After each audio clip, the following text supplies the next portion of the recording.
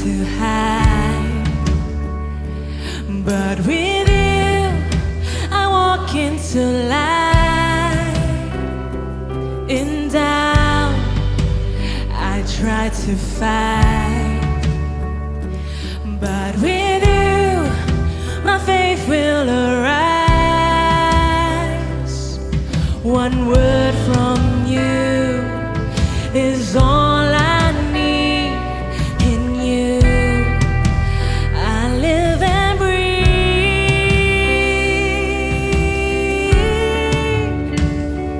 In fear I try to hide, but with you. Amin, shalom. Kita kembali lagi di pada online service kita setiap hari Sabtu. Saya berdoa dan saya terus berharap bahwa kita akan dapat berkumpul gitu ya dalam waktu dekat. Kita akan bisa beribadah secara offline. Tapi hari ini mari kita punya ekspektasi lebih untuk kita memuji Tuhan, untuk kita belajar firman Tuhan, dan biarkan hari ini jadi hari yang berbeda, ibadah yang berbeda yang mampu mengubahkan kehidupan setiap kita. Jadi mari persiapkan hati setiap saudara, mari kita persiapkan setiap pujian penyembahan kita, biarkan kita naikkan hanya bagi kemuliaan Tuhan. Tapi sebelum itu mari satu di dalam doa. Bapa, kami mengucap syukur untuk hari ini Tuhan, untuk setiap berkat kemurahan-Mu yang Kau berikan di dalam kehidupan kami. Hari ini kami rindu untuk lebih lagi memuji dan memuliakan nama-Mu, biar segala pujian kami boleh menjadi rupa yang harum di hadapan-Mu. Mari yang siap untuk memuji Tuhan bersama saya katakan amin, amin, amin. Jesus.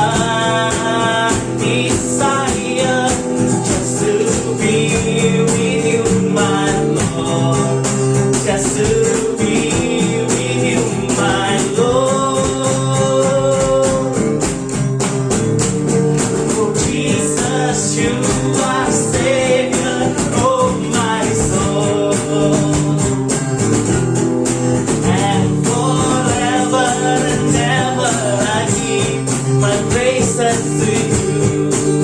Jesus, Jesus.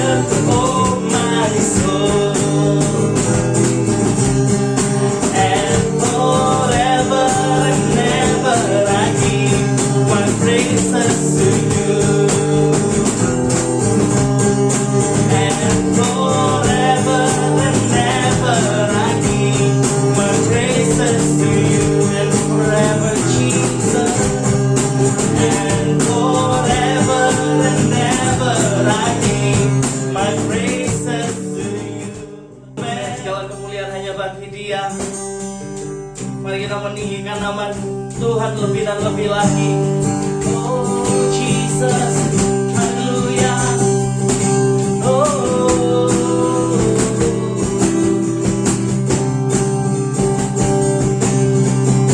saat dari yang ku harapkan,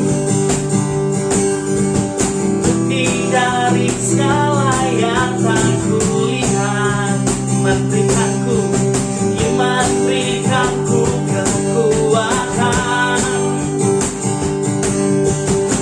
melakukan perkara yang hebat bersama Rohmu. Ku pasti menang. Tinggi namamu dipuji, hormat kemuliaan, sorak dengan segenap hati, Raja keagungan. Oh Jesus, haleluya.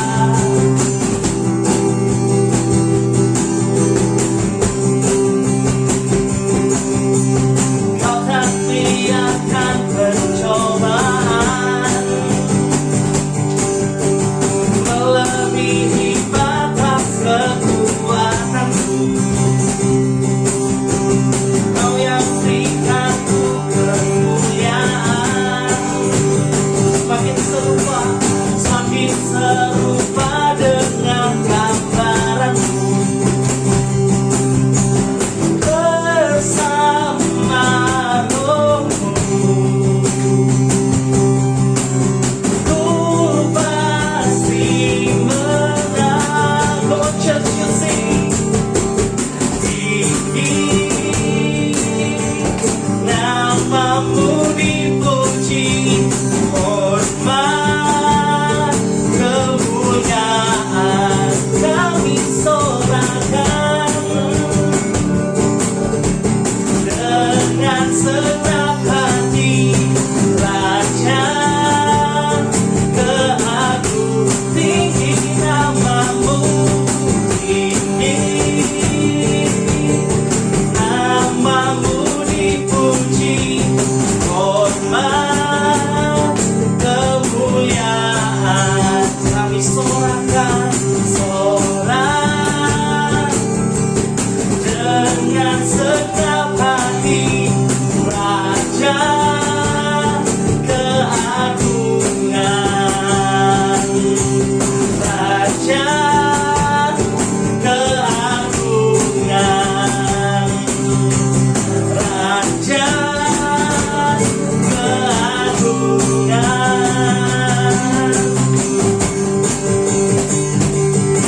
Oh Jesus,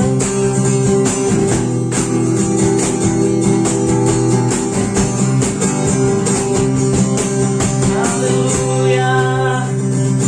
Biar nama Tuhan yang tinggi layak dipuji, segala kemuliaan hanya bagi nama-Mu Tuhan. Oh haleluya, haleluya. Mari saudara persiapkan hati.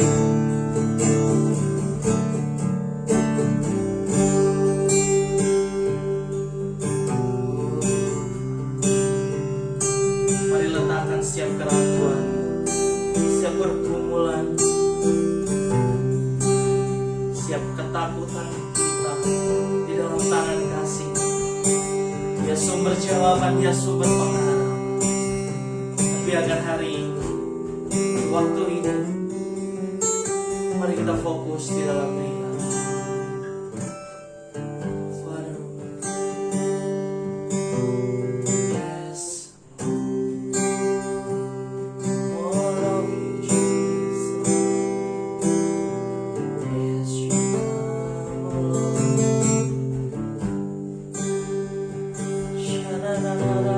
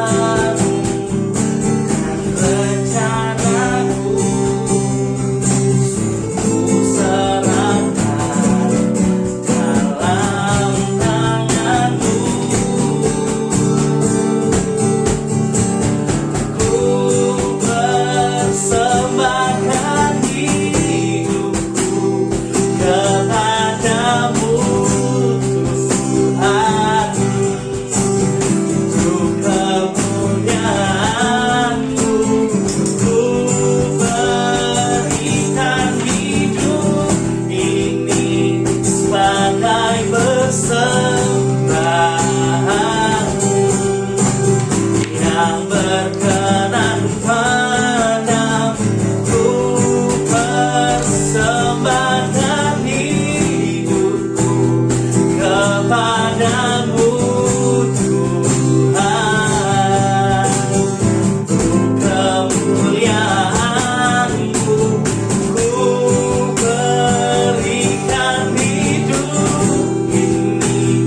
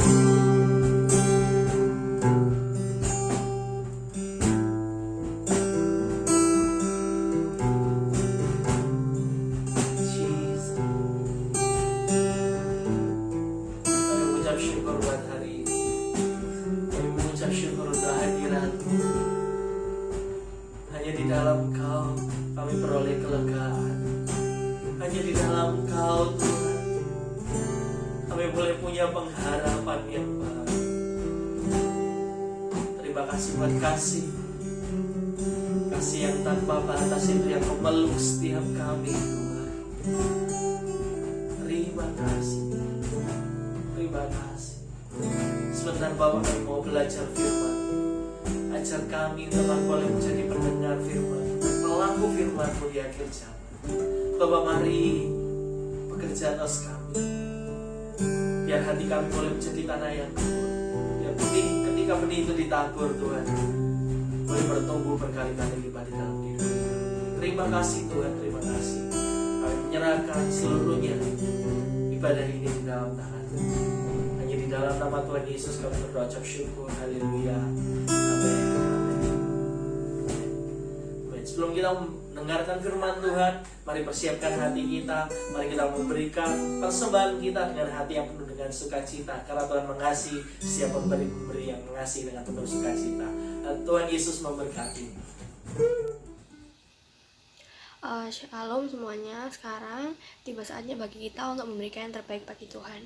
Dan sebelum kita memberikan yang terbaik, mari kita sama-sama buka Alkitab kita di Ibrani 13 ayat 5. Ibrani 13 ayat 5. Janganlah kamu menjadi hamba uang, dan cukupkanlah dirimu dengan apa yang ada padamu. Karena Allah telah berfirman, aku sekali-kali tidak akan membiarkan engkau, dan aku sekali-kali tidak akan meninggalkan engkau. Nah, dari ayat ini kita itu tahu bahwa Tuhan itu sudah berjanji bahwa Dia tidak akan membiarkan kita dan Dia tidak akan meninggalkan kita. Nah, mungkin di tengah-tengah pandemi ini kita berpikir gitu ya, hidup kita itu sedang dalam masa dimana kita merasa hidup kita itu banyak kebutuhan yang belum tercukupi gitu. Mungkin kita merasa bahwa hidup kita ini sedang berkekurangan gitu tengah-tengah pandemi ini. Tapi di sini aku mau ngingetin buat kita semua bahwa Tuhan itu udah berfirman bahwa Dia tidak akan meninggalkan dan membiarkan kita. Dan Tuhan kita itu adalah Tuhan yang selalu menepati janjinya gitu. Jadi aku di sini mau ngingetin aja, mungkin kita berpikir bahwa kebutuhan kita itu belum terpenuhi karena kita masih susah untuk membedakan mana yang kebutuhan dan mana yang keinginan gitu. Mungkin keinginan kita masih terlalu banyak sehingga kita merasa bahwa apa yang sudah Tuhan berikan itu belum cukup buat kita gitu. Nah, di sini aku mau ngajak teman-teman gitu, ayo kita sama-sama bersyukur atas apa yang sudah Tuhan berikan pada kita gitu. Ayo sama-sama kita belajar untuk mencukupkan diri kita dengan apa yang sudah Tuhan berikan buat kita gitu. Ayo kita belajar untuk memberikan apa yang harus kita berikan kepada Tuhan gitu. Jangan sampai kita membatasi diri kita untuk memberikan sesuatu kepada Tuhan hanya karena kita merasa bahwa apa yang sudah Tuhan berikan itu belum cukup kepada kita gitu. Jadi mari sama-sama kita berdoa. Ya Bapa, mengucap syukur Tuhan atas segala berkat dan penyertaan-Mu. Kalau setelah lagi kami akan memberikan persembahan Tuhan, kiranya persembahan yang kami berikan ini boleh Engkau terima, dan kiranya apa yang kami berikan ini boleh menyenangkan hati-Mu. Berdoa ya Bapa, kiranya Engkau berkenan untuk mengajarkan kami Tuhan untuk selalu mengucap syukur kepadamu, dan ajar kami Tuhan untuk mencukupkan diri kami dengan apa yang sudah Kau berikan kepada kami. Terima kasih Tuhan, terima kasih. Dalam nama Tuhan Yesus kami sudah berdoa, amin.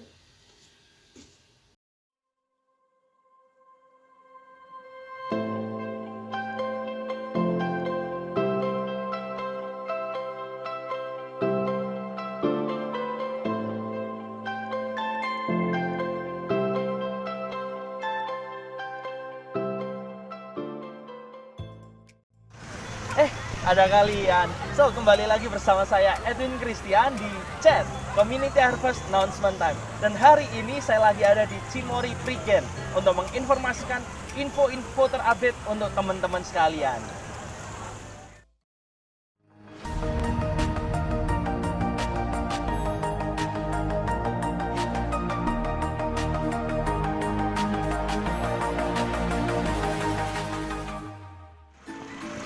Dan yang pertama, untuk kalian simak, kita ada ibadah setiap hari Sabtu jam 5 sore di Amaris Bintoro, Kota Surabaya. So, jangan lupa jam 5 sore, mari bersama-sama kita beribadah. Yang kedua, buat teman-teman yang rindu untuk bertumbuh lebih dalam lagi di dalam Tuhan, mari bergabung bersama kami di dalam Force Community yang akan diadakan setiap hari Jumat jam 7 malam. So, catat Jumat jam 7 malam kita ada 2 Force Community. Yang pertama ada di daerah timur Surabaya dan yang kedua ada di daerah barat Surabaya. Untuk info lebih lanjut dapat menghubungi saudara Priska atau Modi Renata. Yang ketiga, buat teman-teman yang rindu untuk memberikan persembahan dan perpuluhan, bisa diserahkan ke Modi Renata.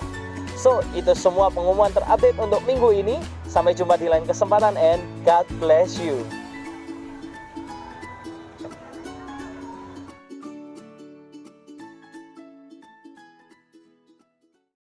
Shalom sahabat Community Harvest Church. Terima kasih buat kesempatan yang diberikan buat Koko sehingga malam hari ini boleh kembali melayani kalian. Hari ini Sabtu 21 November 2020, Koko akan share firman Tuhan dengan tema The Source of Everything. Sebelumnya mari sama-sama kita berdoa. Bapak, kami mengucap syukur, kami berterima kasih atas kesempatan yang Tuhan berikan buat setiap kami, sehingga meskipun kami tidak bisa bertemu secara fisik, tapi kami secara roh boleh sama-sama bergandengan tangan, boleh sama-sama menikmati hadirat Tuhan yang begitu luar biasa. Sebentar kami akan mendengar firman Tuhan berbicara buat hamba-Mu, sehingga hamba-Mu boleh menyampaikan isi hati-Mu buat setiap rekan-rekan di Community Harvest Church. Bapak, kami berdoa seperti Maria boleh duduk diam, boleh mendengar firman Tuhan dan boleh menangkap dan menjadi rema dalam kehidupan kami, itu kami kerjakan dalam kehidupan kami. Berfirmanlah, kami siap mendengar di dalam nama Tuhan Yesus. Haleluya. Amin. Sama-sama kita buka Alkitab kita di Yohanes pasal yang keempat, ayat yang ke-13. Yohanes pasal yang keempat, ayat yang ke-13. Kalau saudara ada waktu, nanti saudara bisa baca ayat-ayat sebelumnya. Koko langsung aja kan to the point di ayat yang ke-13 dikatakan demikian. Barang siapa minum air ini, ia akan haus lagi. Tetapi barang siapa minum air yang kuberikan kepadanya, ia tidak akan haus untuk selama-lamanya.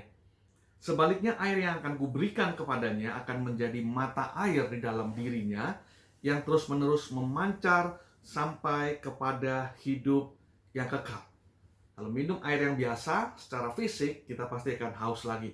Tetapi dalam frase yang Yesus tunjukkan di sini, minum air yang Tuhan berikan, maka ia tidak akan haus lagi untuk selama-lamanya. Ini bukan berbicara soal fisik, tapi ini berbicara tentang satu spirit yang luar biasa, bahwa ketika kita dipuaskan dengan hadirat Tuhan, kita dipuaskan dengan Tuhan, kita dipuaskan dengan Roh Kudus, saya percaya kita tidak akan mengalami dalam tanda kutip haus untuk selama-lamanya. Setelah ini berbicara tentang satu sumber, bahkan dikatakan di sini ini akan seperti mata air, di mana kita tidak haus, tapi mata air yang akan keluar terus-menerus memancar. Bahkan air ini boleh memberkati orang-orang yang ada di sekitar kita. Nah, saya percaya kalau kita membutuhkan sesuatu, kita harus cari sumber yang tepat. Contohnya kalau hari ini Koko haus gitu ya, Koko akan cari sumber yang tepat. Apa itu? Aqua. Kalau kita dipuaskan atau kita mendapatkan sumber yang salah, nah bisa jadi itu bukan melegakan hausnya Koko, tapi bisa jadi malah menimbulkan sakit penyakit atau malah menimbulkan sesuatu yang nggak cocok gitu. Contohnya kalau hari ini Koko haus, Koko coba minum air laut, bisa nggak? Ya sedikit, 1 gelas mungkin masih bisa. Tapi kalau lebih dari itu otomatis nggak sehat. Otomatis badan ini akan mengalami sakit. Mungkin akan mengalami dehidrasi dan lain sebagainya. Karena memang air laut nggak cocok buat tubuhnya manusia. Air laut nggak cocok buat tubuhnya Koko. Nah, jadi Koko harus mencari sumber yang tepat. Apa itu? Air yang aqua, air tawar, yang sehat, yang layak memang untuk diminum. Baru itu akan memuaskan dagangnya Koko. Demikian juga kalau hari-hari ini kita menghadapi sesuatu ya, karena faktor corona dan lain sebagainya, kita harus mencari sumber yang tepat. Ada banyak sekali sumber yang mungkin orang hari-hari ini tawarkan. Karena mungkin menghadapi sesuatu tembok yang besar di depan kita, sehingga orang tawarkan jalan keluar yang aneh-aneh. Ya, mungkin kalau bicara soal perdukunan, paranormal, orang lain akan tawarkan banyak hal-hal yang bukan dari sesuatu yang pernah kita belajar. Saudara, kita mesti hati-hati. Nah, kita mesti kembali ke sumber yang tepat. Apa sumber yang tepat? Yesus adalah sumber yang tepat. Dan dikatakan ayat ini, kita tidak akan haus lagi waktu kita mendapatkan Tuhan. Waktu kita menyelam bersama dengan Tuhan, waktu kita tinggal dalam hadirat Tuhan. Saya percaya itu kan seperti mata air yang membuat kita tidak haus lagi. Nah, malam hari ini Koko akan bicara tentang sumber. Bahwa Yesus kita adalah sumber daripada segalanya. Kalau kita pernah belajar tentang Yesus disebut sebagai apa? Jehovah Rafa, Jehovah Jireh, Jehovah Shalom, dan nama-nama Allah yang begitu dahsyat. Malam hari ini kita akan coba lihat dari Roma pasal yang ke-15. Roma pasal yang ke-15, kita akan lihat di sana ada 3 poin yang Koko akan share malam hari ini.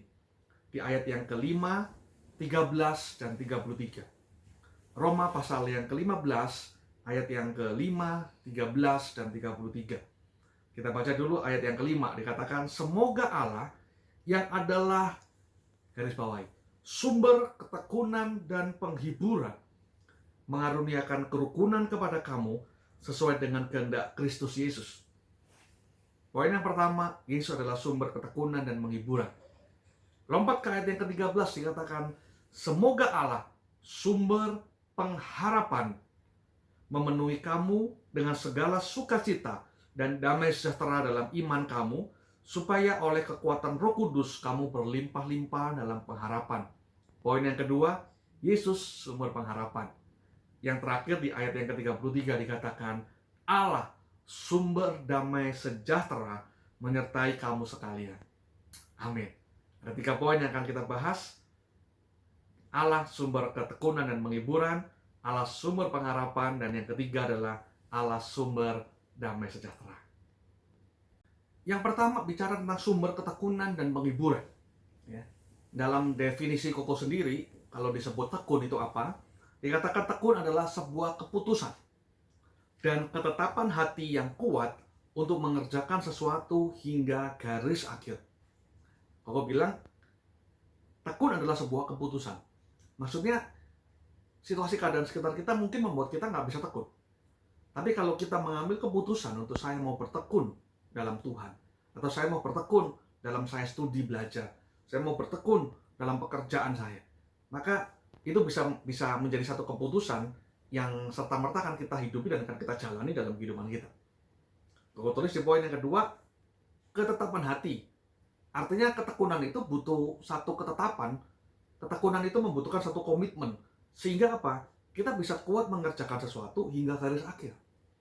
Nah, zaman sekarang ini, terus terang Koko banyak melihat, banyak orang itu nggak bisa tekun gitu. Ya, kalau Koko sortir beberapa orang yang kerja di perusahaan gitu ya, di Jakarta rata-rata 1,5 tahun, 2 tahun udah pindah kerjaan. Kalau di Surabaya mungkin durasinya lebih lama. Kita sebut orang itu komitmen atau tekun itu kalau kerja 4 tahun atau 5 tahun gitu ya. Tapi kebanyakan orang berusaha pindah kerja. Banyak orang yang nggak bisa mengerjakan sesuatu hingga garis akhir gitu loh. Ya, banyak kan kalau kuliah, skripsi, ya, nggak selesai deskripsinya. Kenapa? Oh, dosennya killer lah, oh dosennya menghambat lah, oh dosennya inilah. Ya memang itu sebuah tantangan yang dihadapi.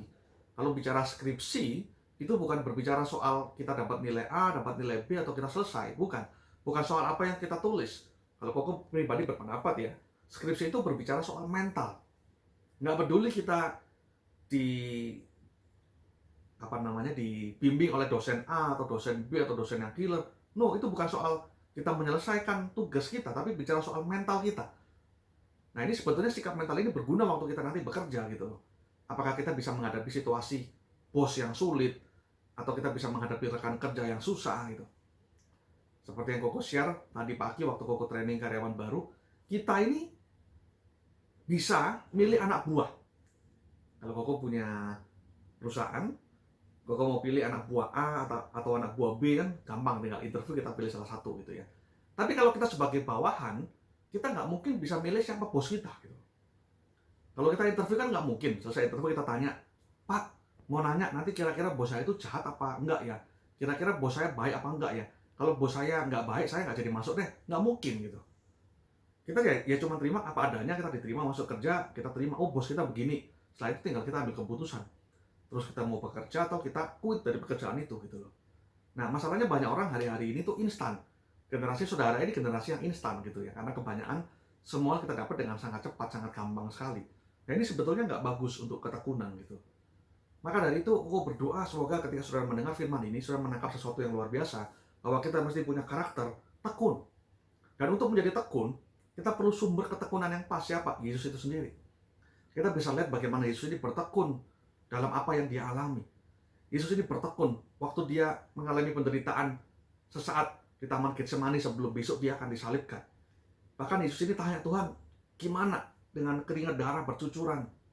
Tapi Yesus membulatkan tekad, menyelesaikan tanggung jawabnya dia. Menyelesaikan tugasnya di dunia ini sampai akhir di atas kayu salib. Sekalipun itu penuh penderitaan, jalan Via Dolorosa, disalibkan, dan lain sebagainya. Kita bisa lihat bagaimana Yesus bertekun sampai pada garis akhir yang Tuhan sudah tetapkan dalam kehidupannya.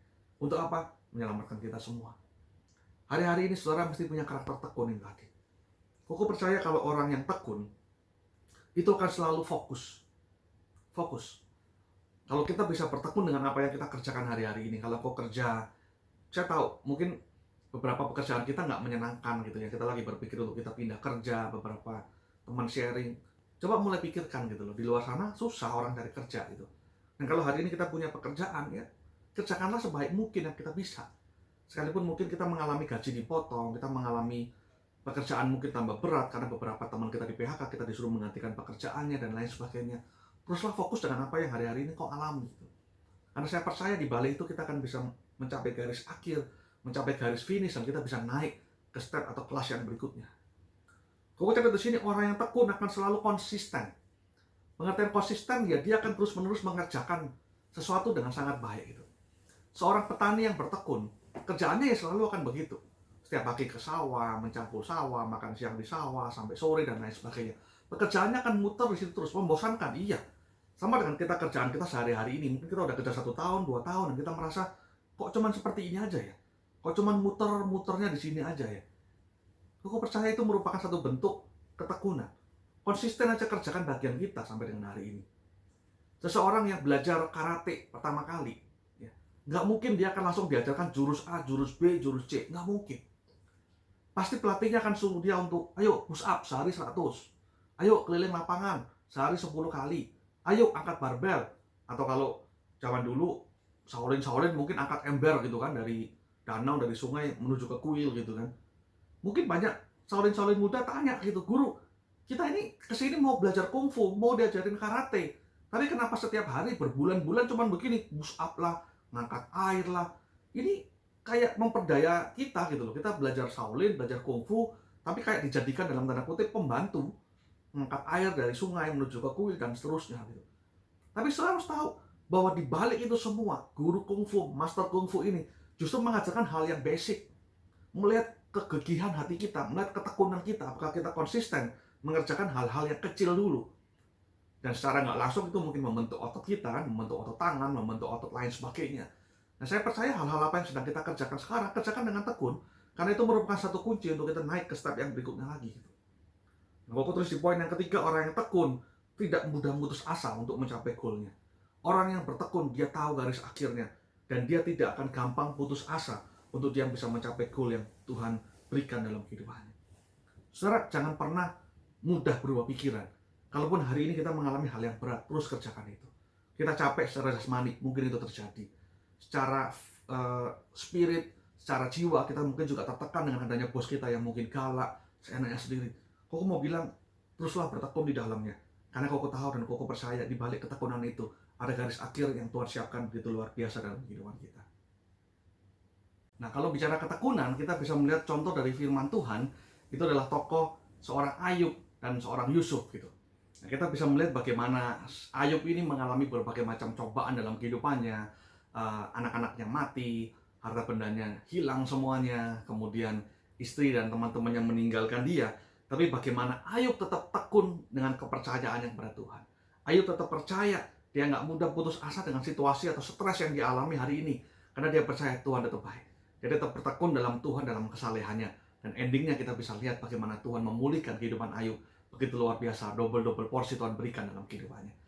Juga dari seorang Yusuf kita bisa melihat, dia tahu goalnya.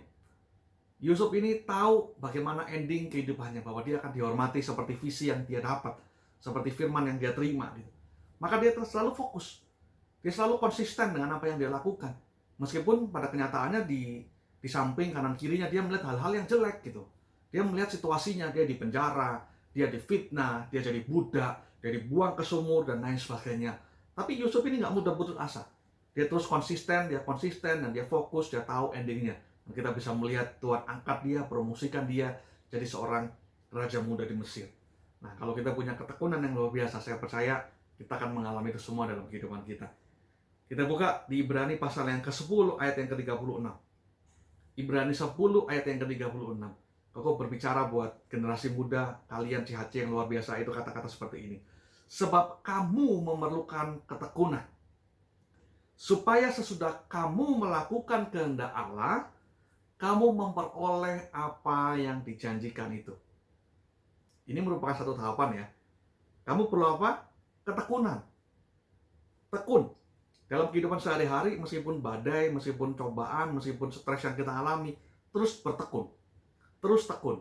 Terus setia mengerjakan apa yang kita kerjakan. Dan dikatakan supaya sesudah kamu melakukan.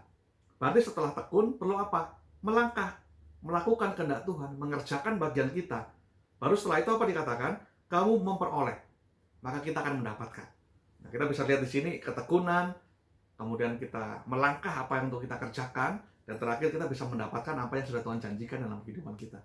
Nah, berapa banyak kadang-kadang kita itu menerima janji Tuhan. Kita cepat-cepat instan, kepengen dapat pekerjaan baru, pengen cepat-cepat dapat gaji yang 2 kali lipat, kepengen cepat-cepat dapat, wah supaya bisa beli mobil dan lain sebagainya gitu. Kebanyakan kita kepengen dapat janjinya itu, tapi untuk melakukan prosesnya kita nggak mau kadang-kadang. Nah, ini merupakan sebuah rangkaian proses ya. Kita nggak serta-merta bisa terima janji Tuhan seperti yang Yusuf alami tadi. Nggak serta-merta gitu. Ada sebuah proses, perlu karakter ketekunan dalam diri kita dulu. Perlu fokus, tadi dikatakan. Perlu konsisten.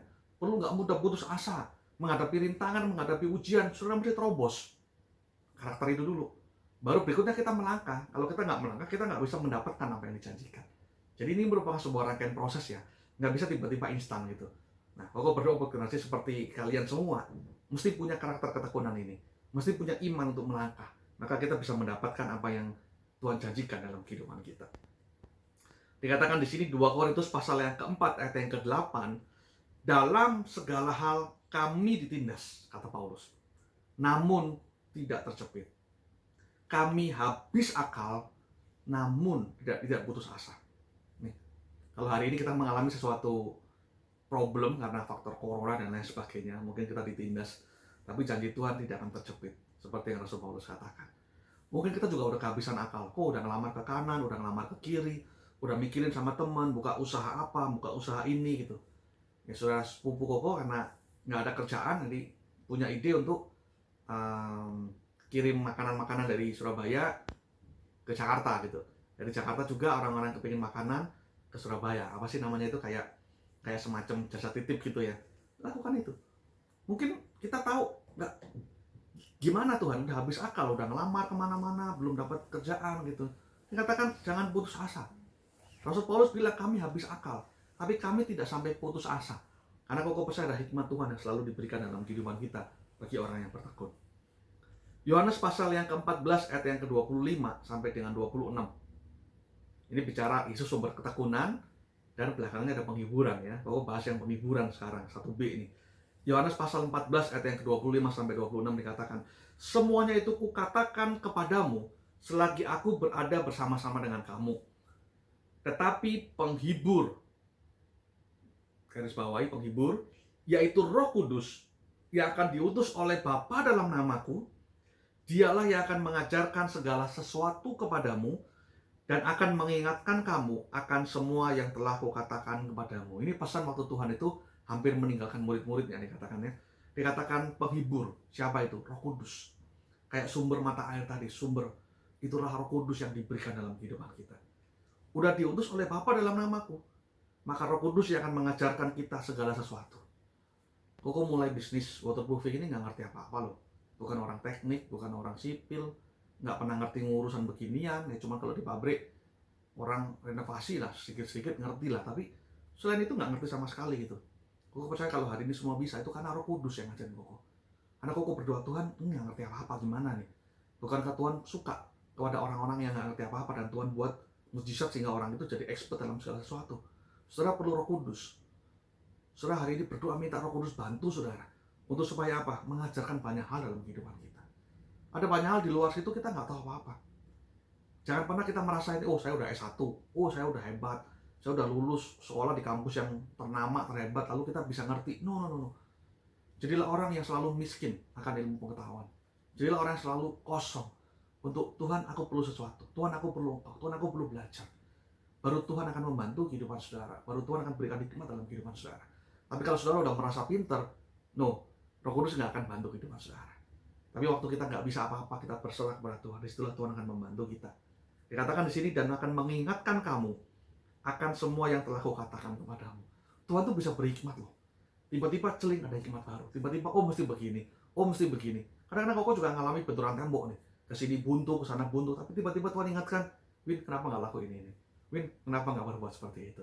Kenapa begini, kenapa begitu? Tiba-tiba hikmat Tuhan itu begitu mengalir luar biasa dalam kehidupan Koko. Kalau Koko alami, Roh Kudus yang sama juga akan berbuat dalam kehidupan saudara. Mengajarkan sesuatu, memberikan hikmat. Sehingga waktu kita dalam kesesakan, waktu kita mengalami jalan buntu, kita akan menerima kebebasan, jalan keluar yang luar biasa dalam kehidupan kita. Curhat ke Roh Kudus. Itu yang sering kali Koko lakukan. Kadang-kadang kalau Koko di kamar mandi ya, itu lama gitu ya. Istri Koko nanya, waduh, kok di kamar mandi lama banget? Kadang-kadang di kamar mandi nangis, nggak ada yang tahu. Tuhan kok begini, Tuhan kok begitu. Nangis di kamar mandi. Bawa handphone, tapi bukan ngeliatin Instagram, bukan ngeliatin WA gitu. Baca, Tuhan kasih hikmat, kok begini ya?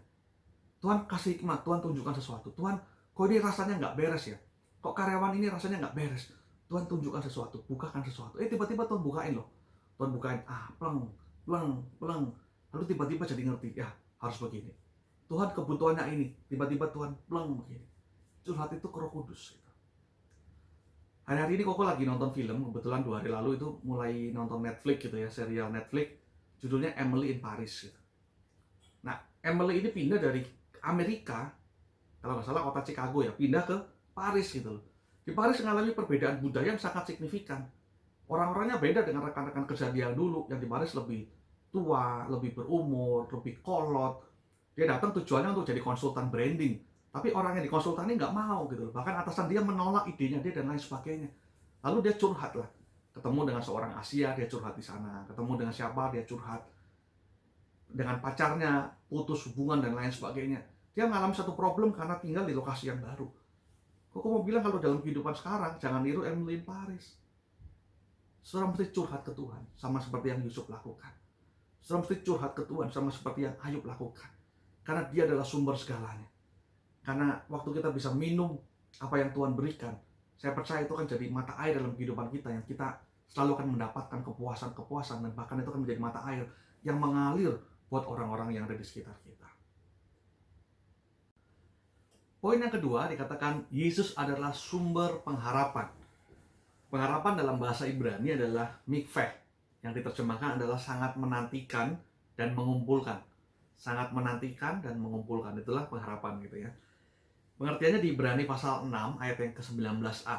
Ibrani pasal yang ke-6 ayat yang ke-19a dikatakan pengharapan itu adalah sau, atau dalam bahasa Indonesia itu jangkar yang kuat dan aman bagi jiwa.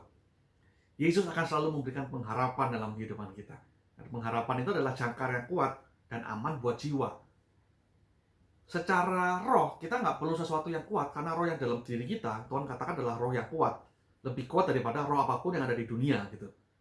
Lebih besar. Nah, tapi kalau bicara jiwa, itu seringkali kita mengalami tekanan demi tekanan, itu jiwa yang kena. Kita ngalami problem di PHK, kita ngalami problem nggak ada uang, itu jiwa yang diserang gitu loh. Rasa khawatir, rasa bersalah, rasa kita ini nggak mampu, rasa kita ini nggak berharga, itu jiwa yang kena serang gitu.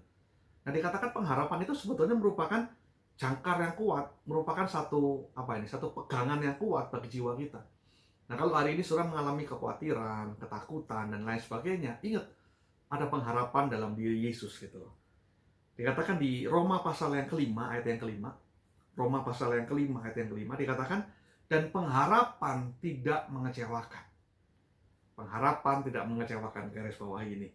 Karena kasih Allah telah dicurahkan di dalam hati kita oleh Roh Kudus yang telah dikaruniakan kepada kita.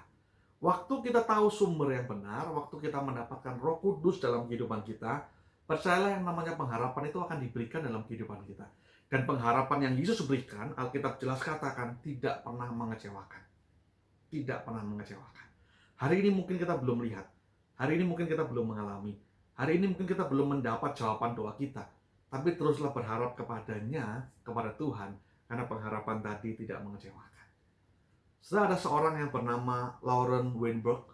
Ini merupakan seorang mahasiswi yang kuliah di Universitas Arizona di Amerika. Satu kali dalam perjalanan dia dengan mengendarai mobil sendirian di Arizona Utara dekat dengan kota Winslow, tiba-tiba dia terjebak dalam salju. Mobilnya masuk terperosok ke dalam salju sedalam 45 cm dan terjebak dalam badai salju di sana. Wah, itu mengerikan sekali ya. Dia cuma seorang diri, teleponnya mati, handphonenya mati, dia nggak bisa telepon keluar, kemudian sekelilingnya juga nggak ada siapa-siapa yang bisa bantu dia sendirian. Total selama 9 hari dia terjebak di badai salju, sampai salju menutupi mobilnya dia.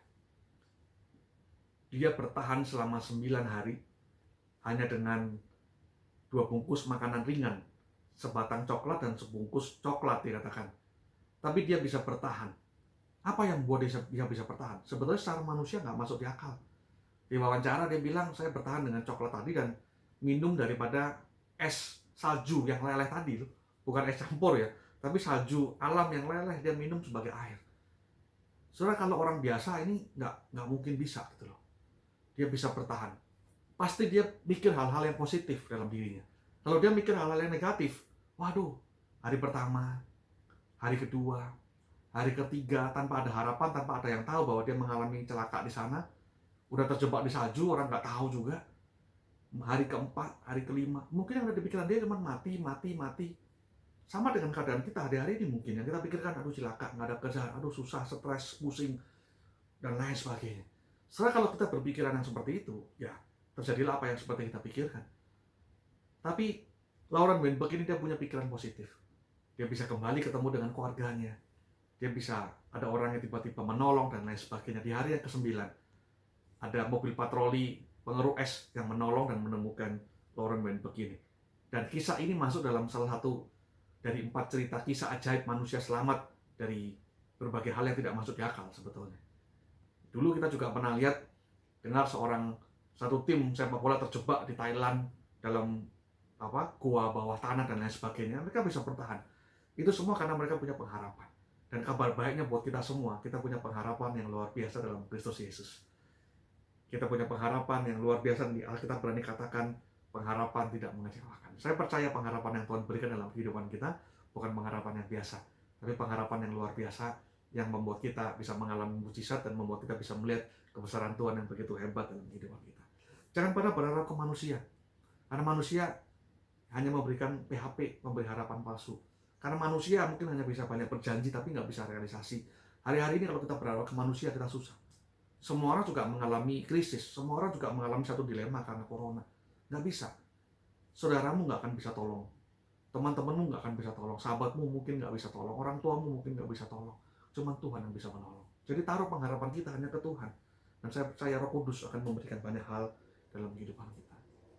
Istri saya kadang-kadang nanya saya, khawatir nggak tentang masa depan? Khawatir nggak 5 tahun lagi? Khawatir nggak tentang keuangan? Khawatir nggak tentang anak-anak dan lain sebagainya? Saya bilang, saya punya Tuhan yang hebat. Saya punya Tuhan yang besar. Tuhan yang berkali-kali buat mujizat dalam kehidupan Koko. Karena itu Koko tahu dengan pasti, Koko nggak akan pernah kekurangan. Koko nggak akan pernah ada di lembah dasar yang paling buruk sekalipun. Karena Koko percaya Tuhan pasti akan tolong. Kalau Ayu Tuhan tolong, apalagi cuma Koko gitu loh, Tuhan pasti akan tolong luar biasa. Masa depan nggak perlu khawatir. Soal anak-anak, Koko nggak perlu khawatir. Koko bilang, hari-hari ini Koko banyak nabur gitu. Koko banyak ngurusin anak-anak seperti kalian kan, youth dan segala macam. Koko percaya kalau besok Koko punya anak-anak, jadi keposisi besar, akan ada banyak orang yang mensupport, akan ada banyak orang yang akan menjagai mereka. Sama Koko juga jagain kalian gitu. Koko percaya semuanya ada dalam perlindungan Tuhan. Dan Koko tahu selama Koko hidup sampai dengan hari ini, pengharapan akan Tuhan tidak pernah mengecewakan. Karena Tuhan kita sanggup menepati apa yang sudah dijanjikan dalam kehidupan kita. Poin yang ketiga dikatakan Yesus sumber damai sejahtera. Yeremia pasal yang ke-29 ayat yang ke-11. Yeremia pasal yang ke-29 ayat yang ke-11 dikatakan, sebab aku ini Tuhan, mengetahui rancangan-rancangan apa yang ada padaku mengenai kamu. Demikian firman Tuhan, yaitu rancangan damai sejahtera dan bukan rancangan kecelakaan, untuk memberikan kepadamu hari depan yang penuh pengharapan. Katakan amin. Jangan khawatir akan masa depanmu, karena Tuhan katakan rancangan damai sejahtera Tuhan sudah berikan dalam kehidupan kita. 1 Korintus pasal 14 ayat yang ke-33 dikatakan, sebab Allah tidak menghendaki kekacauan, tetapi damai sejahtera. Kalau hari-hari ini kita merasa hidup kita kacau, hidup kita berantakan, itu bukan kehendak Allah dalam kehidupanmu. Tuhan nggak sengaja menciptakan kekacauan dalam kehidupanmu. No. Rancangan Tuhan selalu damai sejahtera. Rancangan iblis mungkin rancangan kacau. Sama seperti yang Ayub alami. Iblis men-settingkan hal yang kacau. Tetapi endingnya kita bisa melihat, percayalah semua masih ada dalam kontrol tangan Tuhan. Kalau semua ada dalam kontrol tangan Tuhan, saya percaya damai sejahtera akan diberikan dalam kehidupanmu. Makanya minum air yang dari Tuhan. Minum Roh Kudus. Minumlah tenggelamlah dalam hadirat Tuhan. Maka saya percaya yang namanya damai sejahtera akan diberikan dalam kehidupanmu. Mungkin sekarang masih kacau, tapi kita bisa lihat hari lepas hari, lambat laun kita bisa melihat damai sejahtera Allah diberikan dalam kehidupan kita. Filipi pasal yang keempat ayat yang ke-7 dikatakan, damai sejahtera Allah yang melampaui segala akal, melampaui semua pemikiran kita. Kita mungkin punya ikhtisar atau kita punya pemikiran lakukan A, lakukan B, lakukan C. Mungkin malah buat kita semakin terpuruk. Dulu Koko bergerak dengan pemikiran Koko sendiri, dengan akal pikiran Koko, dengan kepintaran yang Koko punya. Tapi sudah tahu beberapa kisah tentang Koko. Koko berpikir masuk sekolah kedokteran, berharap jadi dokter, ya. Dengan kemampuan yang Koko punya mestinya bisa. Tapi endingnya kita bisa lihat, nggak bisa pakai menggunakan akal pikiran kita, nggak bisa pakai akal kita. Serahkan semua ke Tuhan.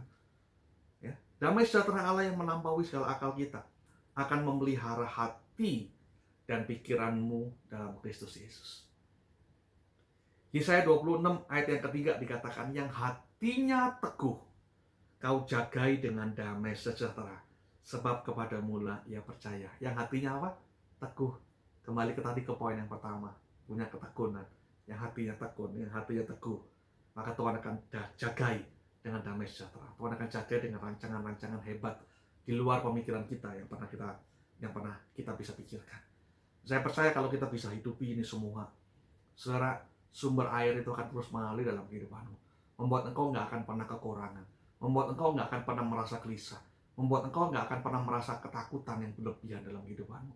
Hari-hari ini kalau kita mengalami itu pulih dalam porsi yang seimbang, tapi sebaliknya minum air yang Tuhan siapkan dalam kehidupanmu, tenggelam dalam hadirat Tuhan, maka saya percaya saudara akan dipuaskan dalam hadirat Tuhan.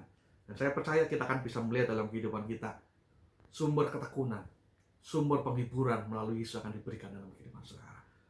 Sumber pengharapan otomatis akan diberikan dalam kehidupan saudara. Saudara akan merasa seperti punya pengharapan baru terus. Dan yang ketiga, damai sejahtera akan diberikan dalam kehidupan saudara. Ingat, nggak ada orang lain, nggak ada pihak lain pun yang bisa memberikan ini dalam kehidupan saudara. Hanya Tuhan sumbernya. Maka tadi judul tema khotbah Koko pada malam hari adalah Jesus the source of everything. Kalau kita butuh semuanya, nggak ada jalan keluar lain, cuma ke Tuhan. Hari ini kembali ke Tuhan. Kalau kau sudah tinggalkan Tuhan jauh, hari ini kembali bertobat kembali kepadanya. Minta ampun. Kalau kita sudah ada dalam hadirat Tuhan, terus tinggal dalam hadirat Tuhan. Terus asah karakter ketekunan dalam hidupmu. Maka kita akan menerima satu mukjizat Tuhan yang luar biasa. Hari ini mungkin gerbang boleh tertutup. Tapi waktu kita berdoa terus menerus, gerbang itu akan dibukakan dalam kehidupan saudara. Mungkin tembok-tembok Yeriko masih ada dalam kehidupanmu. Terus tenggelam dalam hadirat Tuhan. Naikkan pujian penyembahan di hadapan Tuhan. Terus berdoa buat Tuhan. Saya percaya tidak ada tembok yang lebih kuat daripada kuasa Tuhan. Tembok sebesar apapun, masalah sebesar apapun, pasti bisa Tuhan hancurkan dalam kehidupanmu.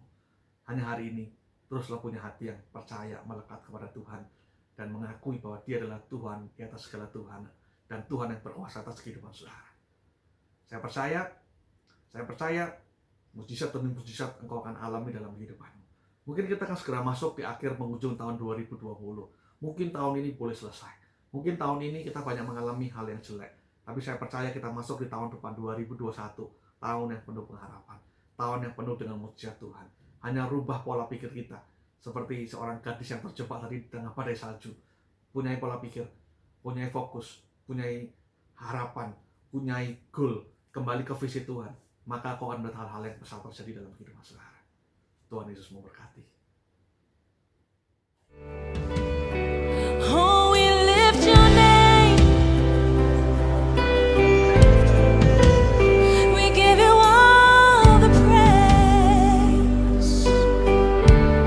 Sing with me. In fear, I tried to hide, but with you, I walk into light.